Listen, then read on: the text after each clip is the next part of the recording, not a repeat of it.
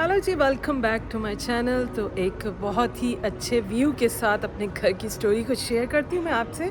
और पहले मैं आपको जगह दिखाती हूँ कि मैं कहाँ बैठ के अपने घर के बारे में आपसे शेयर करूँगी बातें। एक तो यहाँ हल्की हल्की धूप आ रही है, दूसरा ऊपर से यहाँ बहुत ही प्यारा सिटिंग एरिया बनाया हुआ है। ये है बुर्जुमान, जो कि मैं अंदर से आपको विज़िट करा चुकी हूँ, लेकिन ये साइड मैंने आपको नहीं दिखाई थी।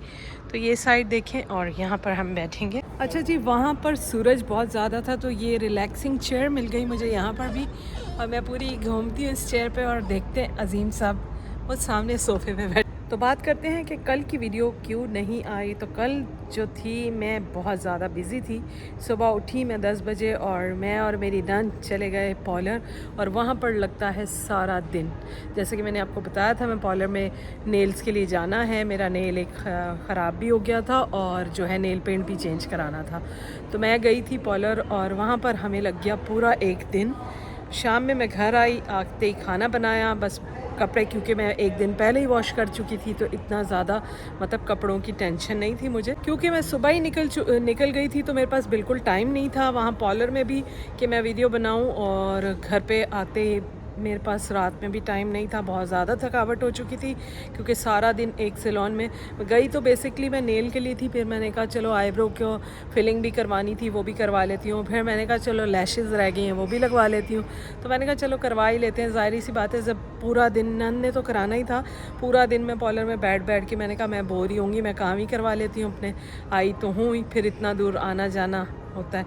तो मैंने कहा चलो, फिर रात में आई, थकावट इतनी हो रही थी कि बस फटाफट खाना बनाया और बस खा के हम लोग चाय वाय बना के हम लेट गए थे।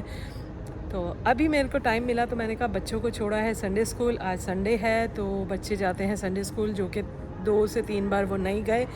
दिसंबर मेरे ख्याल में नहीं गए, अभी जाना ज़रूरी था तो उनको छोड़ा संडे स्कूल में। और फिर हम लोग आ गए इस तरफ बुर्जुमान। तो मैंने कहा चलो यहाँ एक थोड़ा रिलैक्सिंग सा प्लेस है, वहाँ बैठ के आप लोगों के साथ बात शेयर करते हैं, अपने घर की स्टोरी शेयर करते हैं कि मैं कैसे आई और कैसे घर ढूंढा, क्या रेंट था उस वक्त, क्या रेंट है अभी।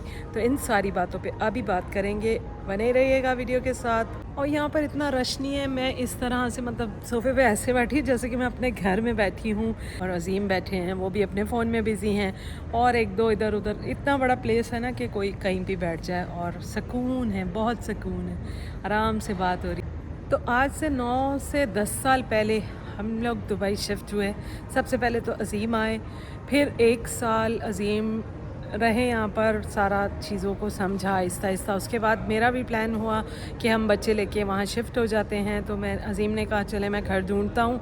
अजीम ने इतने घर ढूंढे, इतने घर ढूंढे, इतनी जगह जा के मुझे वीडियोस सेंड की, ये घर देखो, ये घर देखो। इतने घर से देखने के बाद ये जिस घर में हम लोग रह रहे हैं वो घर मुझे पसंद आया। और वो घर क्यों पसंद आया कि वो एक तो ऐसे प्लेस पे था जहाँ रौनक थी थोड़ी, दूसरा वो उसका व्यू जो पूल से दिख रहा था वो एक कितना खूबसूरत लग रहा था, और तीसरा कि वो घर बिल्कुल ही ब्रांड न्यू था, कोई सेकंड हैंड घर नहीं था कि जैसे कोई छोड़ के गया तो हम लोगों ने शिफ्ट होना उसमें। वो बिल्कुल एक एक चीज़ उसकी नई थी, बिल्कुल साफ़ सुथरी थी। तो मुझे वो घर बहुत पसंद आया था। मैंने कहा अजीम इसको डन कर लिया। और उस वक्त शारजा में क्योंकि घर इतने ज़्यादा महंगे नहीं होते, लेकिन उसका किराया जो कि था 45,000 साल का था, वो मुझे इतना पसंद आया था। तो अजीम ने कहा चलो आप इतना पसंद आ रहा है आपको तो चलो ले ही लेते हैं। साल का किराया तो बहुत ज़्यादा है देखा जाए तो, और शारजा में रहते हुए इस तरह इतना किराया नहीं होता, लेकिन बिल्कुल अंदर आप शिफ्ट हो तो बहुत कम किराया होता है। वो क्योंकि फ्रंट पे था, बस स्टॉप करीब लगता है, स्कूल सामने मतलब रोड क्रॉस करो तो सामने स्कूल्स थे, और मुझे बहुत अच्छा लगा था। लेकिन हमें तो गाड़ी घुमा के जाना ही पड़ता है शारजा के इस तरफ, हम लोग रहते हैं दुबई के, क्योंकि वो शारजा और दुबई आपने देखा ही है बॉर्डर कितना करीब है। तो मुझे अजीम ने कहा चलो इस वाले घर को मैं कर रहा हूँ डन, बस आप लोग तैयारी करो। फिर हम लोगों ने तैयारी की, बस हम लोग सामान चीज़ें पेपर डॉक्यूमेंट्स हर चीज़ रेडी की, बच्चों के स्कूल के जितनी रिक्वायरमेंट थी वो सारी कलेक्ट की, जो भी डॉक्यूमेंट्स थे वो सारे रखे, और हम पहुँचे दुबई। तो जी फ़ायदा इतने साल इस घर में रहने का ये हुआ कि हम 45 से आए थे और किराया कम होते होते 25 पे आ गया था। बीच में कोरोना आया था, आप लोगों ने देखा था हालात किस तरह से बिगड़ गए थे। हर चीज़ इकोनॉमिक इतनी ख़राब हो गई थी कि हर चीज़ मैनेज करना मुश्किल हो गई थी। तो किराए भी कम हो गए थे शारजाह, दुबई, हर जगह के।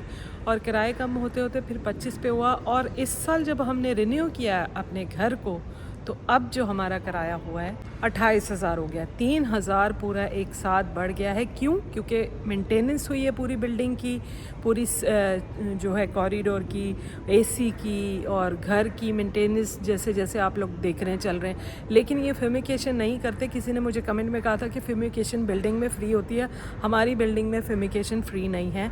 मेंटेनेंस के भी हम साल के पैसे देते हैं और पार्किंग के भी हम साल के पैसे देते हैं। वो सब चीज़ें जो है किराए में इंक्लूड करते करते और चेंज हम इसलिए नहीं करते कि कोई अब तक हमें ऐसा रीज़नेबल चिलर फ्री बिल्डिंग मिली नहीं। स्कूल साइड है बच्चों का दुबई साइड में, और वो दुबई एरिया कहलाता है क्योंकि उधर है थोड़ी महंगी जगह, महंगे घर और व्यू तो और नो डाउट के व्यू वहाँ पर बहुत हैं। लेकिन एक तो गैलरी का ख़तरा भी होता है। गैलरी का जैसा कि मैंने बताया था कि लोग अक्सर गिरते हैं। अभी रिसेंटली एक कोई गिरा है अलनादा शारजाह में गैलरी से, और पता नहीं वो कैसे गिरा है, मुझे नहीं पता। लेकिन बहुत ज़्यादा दुख हुआ था सुन के कि यार जान चली गई।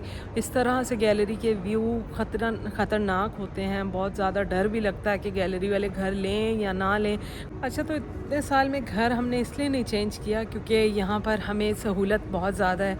बेशक हम लोग शारजाह में रहते हैं, लेकिन हमें रोड क्रॉस करके दुबई मिल जाता है। रोड क्रॉस करते ही दुबई चले जाओ, सामने NMC हॉस्पिटल करीब है।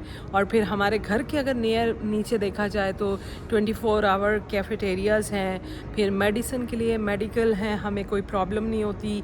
और दूसरा ग्रॉसरी के लिए लूलू, नेस्टो और छोटी छोटी ग्रॉसरी की शॉप्स, इतनी सारी चीज़ें अवेलेबल हैं। और टेलर भी अवेलेबल है, तो हम लोग इसलिए इस जगह को छोड़ना नहीं मांगते। और दूसरी बात जो सबसे बड़ी बात आती है कि दुबई साइड पे जब आप जाते हैं तो आपको AC का बिल पे करना पड़ता है। और शारजाह में मतलब कि चिलर फ्री बिल्डिंग है, और हमारी बिल्डिंग में हमें AC का बिल नहीं आता, लेकिन पानी और बिजली का बिल आता है, उसका हमें पे करना पड़ता है। क्योंकि दुबई आपको पता है कितना गर्म शहर है। सर्दियों में तो आप यहाँ पर मैनेज कर सकते हैं, रह लेते हैं, लेकिन गर्मियों में आप नहीं रह सकते बिना AC के। आप बोलेंगे कि हम 1 घंटा AC चला लेंगे या 2 घंटा चला लेंगे, बाकी फ़ैन पे गुजारा कर लेंगे, तो नहीं, ऐसा नहीं होता। क्योंकि बाहर इतनी गर्मी होती है, इतना टेम्परेचर हाई होता है गर्मी से कि आपको AC 24 आवर चाहिए ही है। तो इसलिए हम लोग जो है ढूंढ रहे हैं कि ऐसा हमें मिले कि चिलर फ्री बिल्डिंग भी हो और किराया भी जो है मुनासिब हो। फिर बाकी ग्रॉसरी और ये अगर चीज़ें दूर भी पड़ती हैं तो हम मैनेज कर लेंगे, बट ये चीज़ें बहुत ज़रूरी हैं। अच्छा जी, जैसे कि पाकिस्तान में हम लोग घर लेते हैं, हम लोग जाते हैं डायरेक्ट मालिक मकान के पास, हमें घर पसंद आता है और हम उससे घर की बात करते हैं और हम शिफ्ट हो जाते हैं। दूसरा ये, या तो फिर हम जो है ये घर रियल एस्टेट वाले होते हैं, उनके थ्रू हम लोग घर लेते हैं और एडवांस वगैरह देते हैं और फिर हम लोग शिफ्ट होते हैं। तो ये प्रोसेस होता है। यहाँ पर है प्रोसेस बिल्कुल डिफरेंट, थोड़ा सा सेम है लेकिन डिफरेंट इसलिए है, उसका मैं आगे चल के आपको बताती हूँ क्यों डिफरेंट। यहाँ पर जो आप लोग घर लेते हैं, यहाँ पर घर लेने से मतलब कॉन्ट्रैक्ट करते हैं 1 साल का, और रियल एस्टेट वालों से आप मिलते हैं, वो आपको घर ढूंढ के देते हैं। आप खुद से ढूंढेंगे तो आपको बहुत मुश्किल होगी, बहुत ज़्यादा मुश्किल होगी। तो रियल एस्टेट वालों से ही अज़ीम ने कांटेक्ट किया था और डिफरेंट घर देखने जाते थे, और उनकी फ़ीस भी पे करनी होती है और आपको घर का पूरा साल का कॉन्ट्रैक्ट करना होता है उनके साथ। डायरेक्ट आप मालिक मकान से नहीं मिल सकते। तो अब बात करते हैं घर रिन्यू करने की, उस टॉपिक पे आते हैं कि घर कैसे रिन्यू होता है। अच्छा, यहाँ जो पेमेंट्स करनी होती है, घर के किराए ऐसे देने होते हैं कि बेसिकली चेक के ज़रिए कराया जाता है।